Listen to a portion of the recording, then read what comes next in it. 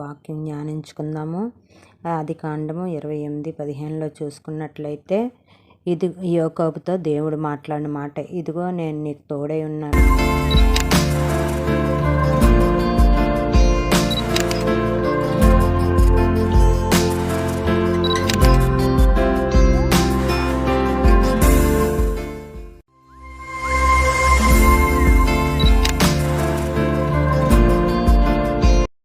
పరిశుద్ధ ప్రేమగల తండ్రి, పరలోకమందు యేసయ్యా, నీకు వందనములు, స్తుతులు, స్తోత్రాలయ్యా. నీ కోట్లాది వందనములు. ఈ ఉదయకాల సమయమందు ప్రభువా, నీ యొక్క వాక్యము ఏమై ఉన్నదో ఆ వాక్యం ద్వారా మా అందరితో మాట్లాడమని ప్రభువా, నీ రక్షణ కవచం మాకు ధరింపజేయమని, నీ కృప ద్వారా మమ్మల్ని కాచి కాపాడమని, ఇదిగో మమ్మల్ని కాపాడువాడు కొనుకుడు నిద్రపోవడని చెప్పిన రీతిగా అయ్యా తండ్రి నాయన, ఈ ఒక్క వాగ్దానాలు బట్టి మేము ప్రసంగం ఇచ్చుకుంటుండగా ప్రభువా తండ్రి నాయన, నీ కృప దయచేయమని ప్రభువా, ప్రతి ఒక్కరికి నీ మాటలు అర్థమయ్యే రీతిగా తండ్రి నాయన సహాయం చేయమని, ఈ ఛానళ్ళ ద్వారా తండ్రి వీక్షిస్తున్న ప్రజలను దీవించి ఆశీర్వదించమని యేసు శక్తిగల నామంలో ప్రార్థిస్తున్నాం తండ్రి, ఆమేన్. నువ్వు చేసిన మేలకు, నువ్వు చూపిన కృపలకు, నువ్వు చూసిన మేలకు, నువ్వు చూపిన కృపలకు వందనం యేసయ్యా, వందనం యేసయ్యా, వందనం యేసయ్యా, వందనం యేసయ్యా. నువ్వు చేసిన మేలకు, నువ్వు చూపిన కృపలకు ఏ పాటి వాడినను నేను, నన్నింతగానో ప్రేమించావు, అంచెలంచెలుగా హెచ్చించి నన్నింతగానో దీవించావు. ఏ పాటి వాడినని నేను, నన్నింతగానో ప్రేమించావు, అంచెలంచెలుగా హెచ్చించి నన్నెంతగానో దీవించావు. వందనం యేసయ్యా, వందనం యేసయ్యా, వందనం యేసయ్యా, వందనం యేసయ్యా. నువ్వు చేసిన మేలకు, నువ్వు చూపిన కృపలకు బలహీనుడైన నన్ను నీవెంతగానో బలపరచావు.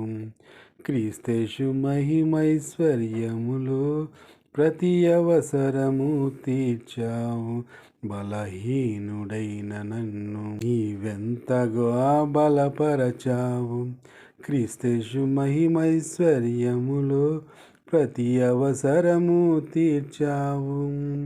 వందనం యేసయ్యా, వందనం యేసయ్యా, వందనం యేసయ్యా, వందనం యేసయ్యా.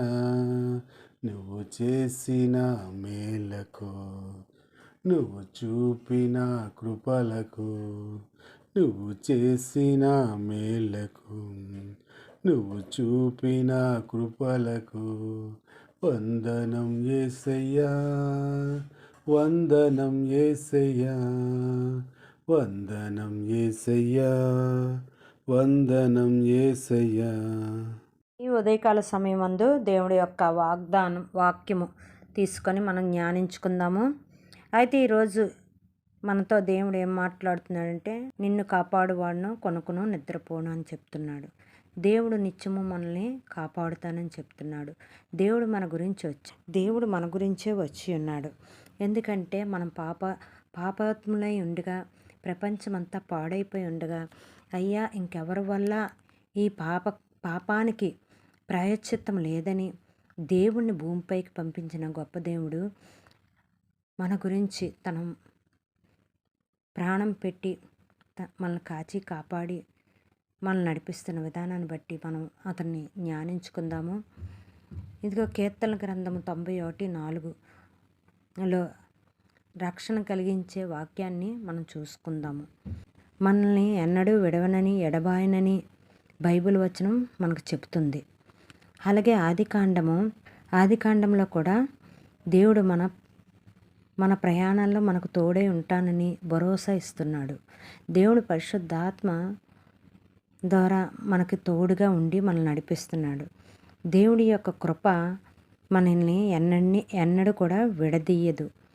రక్షణ లేని వారికి దేవుడి యొక్క ప్రేమ ద్వారా రక్షణ కలుగుటకు కూడా దేవుడు మనకి సమీపంగా మనకు తోడుగా ఉండి మనల్ని కాచి కాపాడుతున్నాడు. అయితే దేవుడు ఏంటంటున్నాడంటే మిమ్మల్ని కాపాడువాడును నేనే. అయితే కొందరు మనకి ఎదురవుతారు, నీకు తోడుగా ఉంటాను, నిన్ను జీవితకాలం తోడుగా నడిపిస్తాను అంటారు. కానీ వాళ్ళైనా ఒకరోజు విడిచిపెడతారేమో కానీ దేవుడు మనల్ని విడిచిపెట్టని దేవుడు. దేవుడు మనతోటే ఉండే దేవుడు. వాగ్దానం చేసిన వాడు తప్పిపోయిన దేవుడు కాదు. వాగ్దానాన్ని నెరవేర్చే దేవుడు. మాట ఇచ్చిన దేవుడు అది మర్చిపోయే దేవుడు కాదు. మనుషులైతే మాట ఇస్తే మర్చిపోతారేమో, చేసిన సాయం మర్చిపోతారేమో, చేసిన పగన మర్చిపోతారేమో. కానీ దేవుడు ఏంటంటున్నాడంటే మీ పాపాలను నేను జ్ఞాపకం చేసుకోను అని చెప్తూ మనల్ని కాచి కాపాడుతానని చెప్తున్నాడు దేవుడు. అయితే మనుషులకి దేవుడికి ఉన్న తేడా ఏంటంటే మనుషులు స్వార్థపూర్వకంగా ఉంటారు. మనుషులు అవసరం బట్టి మాట్లాడతారు. మనుషులు అవసరం బట్టి తోడుగా ఉంటానంటారు. కానీ దేవుడు కష్టాల్లోనూ సుఖాల్లోనూ అన్నిటి యందు కూడా మనం ఎక్కడున్నా మనకు తోడుగా ఉంటానని చెప్తున్నాడు. అలాంటి దేవుని మనం స్తుతించుకోవాలి కదండి. దేవుని జ్ఞాపకం చేసుకొని రోజు కూడా దేవుడితో మనము మా డాడీ అని మనం మాట్లాడుకోవాలి. మన ఇంట్లో మన డాడీతో ఎలా మాట్లాడుకుంటాము అలాగ మన డాడీ అసలైన డాడీతోటి మనం మాట్లాడుకోవాలన్నమాట. డాడీ నా పరిస్థితి ఇది, డాడీ నాకు ఇది కావాలి.